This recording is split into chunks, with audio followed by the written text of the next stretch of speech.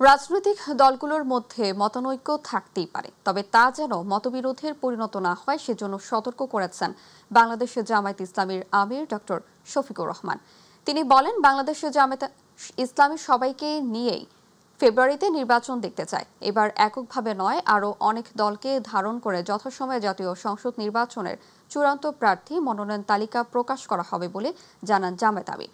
Saudi আরবে পবিত্র ওমরা পালন ও যুক্তরাষ্ট্র ও যুক্তরাজ্য সফর শেষে ভোরে দেশে ফিরে শাহজালাল আন্তর্জাতিক বিমানবন্দরের ভিআইপি গেটে আয়োজিত এক সংক্ষিপ্ত প্রেস ব্রিফিংয়ে এসব কথা বলেন ডক্টর শফিকুর রহমান।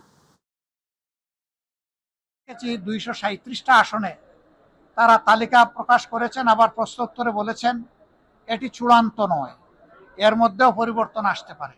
আমরা কিন্তু 1 বছর আগেই প্রায় এই তালিকা বিভিন্নভাবে আঞ্চলিকভাবে আমরা এটা জানিয়ে দিয়েছি। চূড়ান্ত তালিকাটা সময় মতো আমরা ইনশাল্লাহ কেন্দ্রের পক্ষ থেকে ঘোষণা করব।